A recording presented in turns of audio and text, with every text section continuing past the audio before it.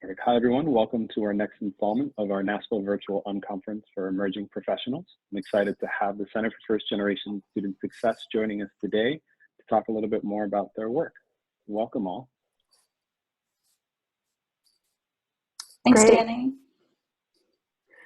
Sarah, why don't you take it over? Thank you so much for joining us, and go ahead. Sure, perfect. We're all so excited to have you with us today that we're all trying to welcome you, so it's a good thing.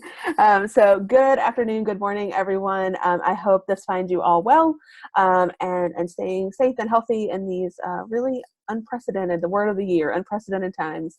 And so we're excited to have an opportunity to talk with you all a little bit about the Center for First Generation Student Success. Up front, I'm going to tell you we're going to move really quick through a lot of information, but we'll make sure that by the end of our time together today, you will know where to find all of this information should you want to dig in a little bit further. And we would be happy to hear from you, get to know you, learn about the efforts that you are leading. And I believe the chat function works. If you want to drop in your name, your institution, if you would like to and are comfortable sharing if you're a first generation college student, we'd love to know that as well. So feel free to do that so we can get to know you a little bit as well. Again, my name is Sarah Whitley. I serve as Senior Director of the Center for First Generation Student Success, and I do identify as a first generation college student, which makes this work even more important to me personally and professionally. And so excited to let you all know a little bit about the center. The center opened in June of 2017 to become a national resource for those of you who are doing good work around the first generation identity. We are a key initiative of Naspa as well as a joint initiative with the Suder Foundation, a small family operating foundation based in the Plano, Texas area. Eric and Deb Suder are wonderful supporters of the center's work, and we're really fortunate to have the center as a part of Naspa. And we have just been rocking and rolling ever since we opened a couple of years ago, and hope that if you haven't engaged with us, you'll find an opportunity to do that pretty soon. So to dig in and talk to you a little bit about the work that we do, the center's vision is to drive higher education, innovation, and advocacy. And what makes us unique is that most first-gen work really focuses on providing access to high school students to get to college. And while we fully support that and want to make that happen, we're a unique entity in that we work with student affairs professionals, institutions of higher education to think about how colleges are supporting first-generation students and pushing them forward to success. And so that's really in the vision and in the mission of what the center does. So speaking of our mission, we at the center are the premier source of evidence-based practices, professional development, and knowledge creation for the higher ed community. We're really, really focused on providing you information in a lot of different ways, bridging knowledge gaps, getting information that maybe is coming out in new research to you, making sure that you have a lot of cool professional development opportunities, and that the work that you're doing is evidence-based, that you have some support and ideas behind it. It's really easy to be like, oh gosh, we've got to figure this out on our own. And we want to be a resource that allows you to come and find what you need and to be able to do your work with confidence. So a little bit about our team. We're so fortunate to have a fantastic team in the center that are all willing to help and jump in at any moment. And every person on our team identifies as a first-generation college student. And so this is all really personal work for all of us. You can see our team here, but also on the call with us today, we have Deana, Waintraub, Stafford, and Bobby McGowan. So if you have particular questions, you can also send them a note, and we can make sure you get the information that you need. We're really fortunate in the center to have two outstanding leadership entities that help us think about the work that we do and drive our efforts. First is our Center Advisory Board. This is a board comprised of senior leadership at universities across the country, as well as funding organizations like Gates and Lumina, as well as large associations. So you'll see the American Association of Community Colleges listed here, the American Council on Education, the Council for Opportunity in Education, one of our great partners. So a lot of great people who are helping us think from a really strategic place about the work of the center. And then we also have what's called the Center Advocacy Group, and I often call the advocacy group the heart of the center. These are practitioners and scholars from across the country who really help us think day to day about what's happening across the first gen community, the intersectional identities that we think about when we talk about first gen, where we need new scholarship, new programming, and we have a wonderful group of individuals that you can see listed here who work with the center in this capacity.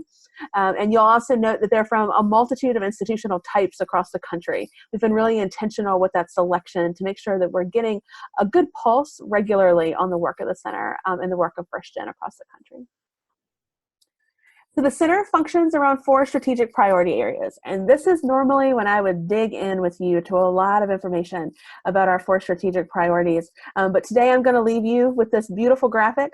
And if you'd like to learn more, you can visit our website and we'll make sure you have that information. And so we think in 4 areas in the center, what we call connect and recognize. That's our opportunity to really engage with people, provide professional development, and also recognize the good work that's happening across the country. We have knowledge creation and evidence-based practices. As I mentioned earlier, it's critical to all of our success that we think about first-gen work from an evidence base. What do we know that's true, that's been tested, that's been proven in some way that allows us to build with confidence? And so we do a lot of work in producing new original research in the center, but then also elevating good work that's happening across the country. Innovative and scalable solutions. As you may know, it's often hard to scale first generation efforts and to be really innovative to do that. And I think you have to be innovative to do that. And so in this particular strategic priority is the launch of our new For Scholars initiative. I'm going to tell you a little bit more about that here in a few minutes. But this is an opportunity to have a framework around the work that's happening at your institution and to think about how we scale initiatives outside of small cohort programs for first-gen students. And then finally, we have thought leadership and advocacy.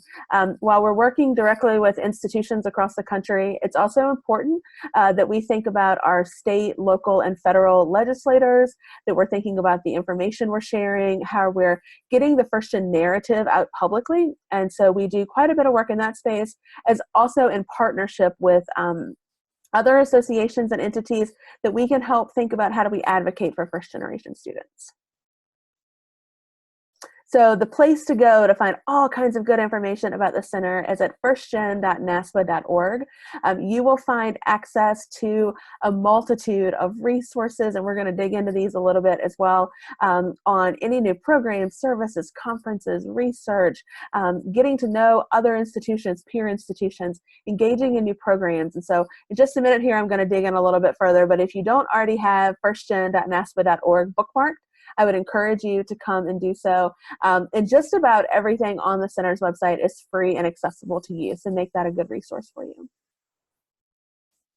So we have a couple of really important tabs as a part of the center's website. The Research and Policy tab. This is where we post any sort of new research that comes out of the center. Many of you may be familiar with the center's landscape report on first-generation success at 4-year institutions. Soon we're going to be releasing a similar report on 2-year colleges, community colleges. This is also where you'd find our national data fact sheets on first-gen, as well as a really, really robust repository of scholarship, information. New things are uploaded here just about daily, and there are hundreds of articles ready for you. So if you are writing a dissertation or writing a thesis, writing a paper for class, you're submitting to a conference, you're just looking for a wealth of first-gen information, you can come to the center's website and find that. You can also find some really exciting work in our news and blogs section. And again, just about every day we post new news and blogs related to first-generation student success. So anything that comes out of mainstream media, conversations, interviews, we post all of that here for you, as well as blogs that are submitted by institutions across the country, in particular our first-gen forward institutions. And I'll talk with you a little bit more about that here in a couple minutes. But our institutions share a multitude of resources, approaches, ideas from their own perspectives of what's happening on their own campuses. So if you're looking for information, it's a great opportunity to come. You'll notice here there's some drop downs, and you can come and actually filter these, sort, dig around, and find specifically what you need. If you're interested in submitting a blog to the center's website, you can let us know that as well, and we'd be happy to work with you to do that. Social media, some of you might have just joined us a few minutes ago on the SA Chat feed for today, but if not, if you haven't already, we encourage you to follow us at First Gen Center and use the hashtag FirstGenForward. We post every day, multiple times a day, lots of great information, and it's a great place for you to also share with us the good work that you're doing.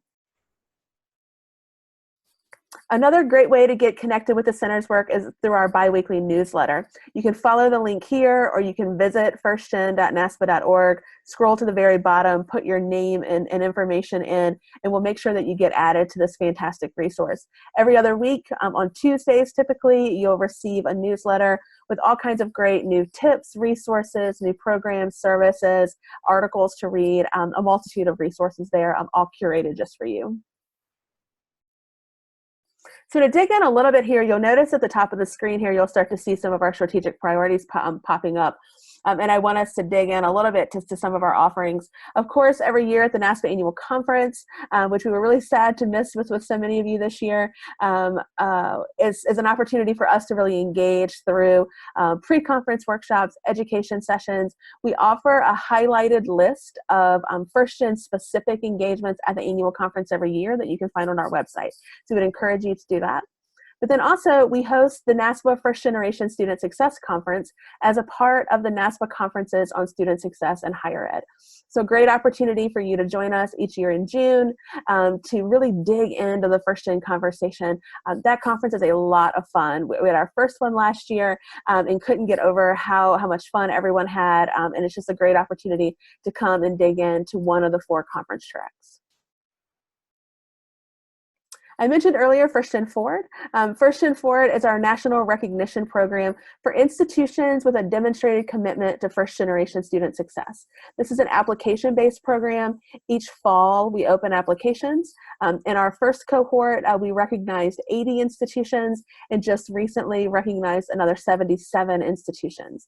In addition to the recognition, this program comes with quite a bit of professional development, opportunities to engage with the center's team in a multitude of ways, and we really support the growth of your efforts on campus. So I encourage you to come and check out the bit.ly here on our website, check out the First Gen Forward program, and look for those applications to open this fall. This year, we launched our first Naspa Excellence Awards for First Generation Student Success. You'll see our winners here, and looking forward to being able to celebrate them in person when we're all able to gather again. But if you are doing good work in the First Gen space, be sure to submit for Naspa Excellence Awards when those applications open soon. I mentioned earlier that the center produces quite a bit of our own original research. Here you see our national landscape analysis. At firstgen.naspa.org, you can download the full report, executive summaries, fact sheets, as well as some of our new and emerging research that's coming out very soon. As I also mentioned earlier, our community colleges landscape is on the way. We'll have those out for you soon, as well as our national data fact sheets. You'll see a copy of one of those here to the right. We currently have 4 national data fact sheets on our website that are all free downloads for you, so feel free to dig in there, as well as our scholarship database. And then also soon we'll have an annotated bibliography project released that will be a free resource for you as well. Center Online Learning. We're all living in this virtual space right now, and so you can come over and visit the center's website. We have, I believe, over 15 current Center Online Learning opportunities on our website, and we'll be producing more. It seems like every couple weeks right now we have something new coming out. Really fantastic ways to not only get some professional development for yourself, but to also gather your colleagues, get folks together, have a brown bag lunch, do this virtually, have lunch at your home desk these days, and have conversations about leadership for First Gen students, imposter syndrome. What does it mean to teach First Gen students? How do we get rid of jargon in our current conversations? So lots of good things there for you, and more to come, so keep an eye on that as well. And then coming soon, we're making a public announcement about this very soon. The center will become home to the first academic peer-reviewed journal on first-generation student success. This is a partnership with Taylor and Francis. We'll be opening submissions for manuscripts in late summer, early fall, with the first edition of the journal to launch in 2021. So if you're sitting on a manuscript over there, dust it off, get it ready. We'll be looking to take those from you pretty soon. And then again, thought leadership and advocacy. The center does quite a bit of work to convene thought leaders across the country to think about how are we not only addressing the current challenges of first generation students, but how do we think about the success of first generation students in the future?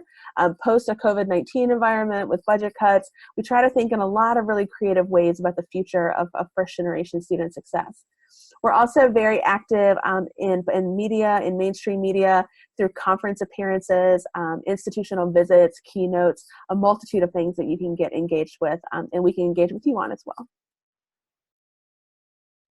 And speaking of this, we are currently launching a new program through the center called Catalyst First. We will now provide publicly a bench of speakers, presenters, facilitators who are all national experts on first generation student success, who can visit you at your campus once we're all kind of back up and running for conferences, workshops, keynotes, institutional meetings, divisional meetings. But we are also offering this as a virtual opportunity. So if you're looking for a speaker for your divisional meeting or something to do virtually with your staff to kind of keep them engaged, let us know. In the next couple of weeks, we will have speaker profiles available on our website that you can dig in, watch speakers present, read their bios, get to know them a little bit, and then let us know if you need somebody to help support your event. And then I hope you all know that November 8th is National First Generation College Celebration Day, our partnership with the Council for Opportunity in Education. Each year we encourage institutions across the country to celebrate the first gen identity in a multitude of ways, and we love, love, love seeing all the exciting and creative things that you all are doing. If you don't already, on social media, follow #CelebrateFirstGen. And you can also submit to the center information about how you're celebrating first-gen students. You can submit a profile. We'll feature you on our website. I believe there's over 200 or 250 of those on our website already. So you can come and get some great ideas for how to do that as well. We also will be kicking off our grant competition for Celebration Day pretty soon, where you can submit ideas for Celebration Day and receive up to $500 toward the production of your Celebration Day events for this year. So lots of great things coming out there. And I'll give you a little tip. Keep your eye on the Center's social media on the 8th of every month for new details leading up to the November 8th Celebration Day. And finally, I want to just revisit quickly First Scholars. First Scholars is our national framework for supporting and advancing first generation student success, both at the programmatic level and at the institutional level.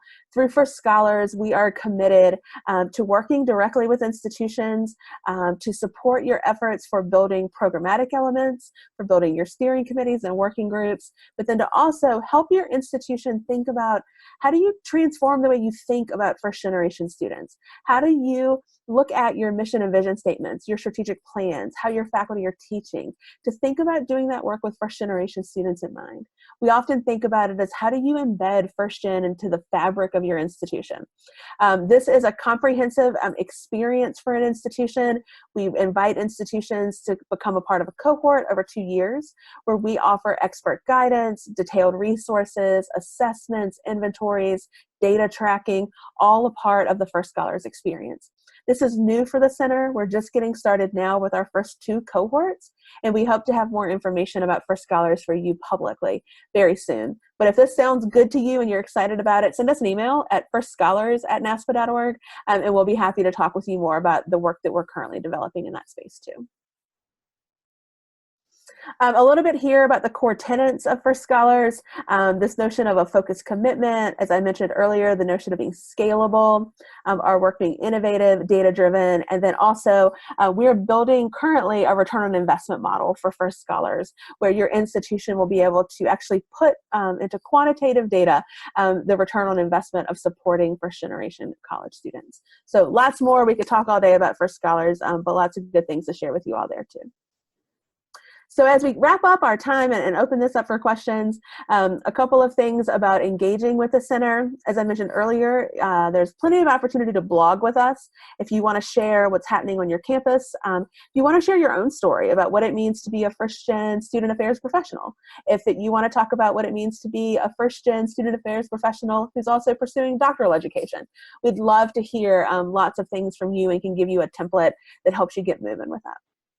We are always looking for new presenters and presentation ideas for Center Online Learning. So if you're thinking, I'd like to get my feet wet in that space, or you're a seasoned presenter, you have great topics to share, let us know. We would love to hear from you and get to know you a little bit better. Call for programs, both for the Naspa Annual Conference and the First Generation Student Success Conference. We look for you all to submit your outstanding work, but we also look for reviewers for those opportunities. In addition to that, we also look for reviewers for our Naspa Excellence Awards. So lots of opportunities to engage there.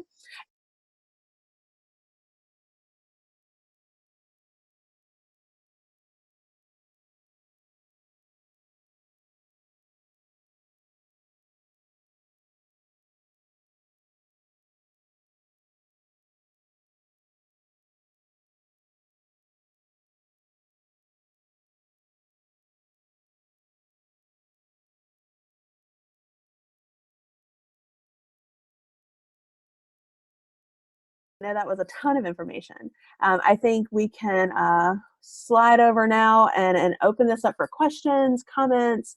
Happy to dig into anything or clarify anything that came up. So, and I think Deana is helping in the chat as well. Yeah, that was great. You zoomed through all of that. But yeah, we'll just take a pause and see if there are any questions.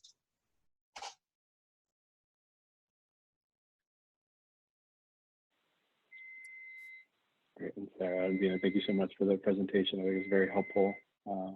As I shared with my other colleagues, I am in Miami. There's a big storm, so I just lost power. So apologies if I get cut off. But I think one of the things that would be great to start off with is, since the center kicked off, what have been some of the most exciting things that you all have seen that's been happening on campuses in response to the center?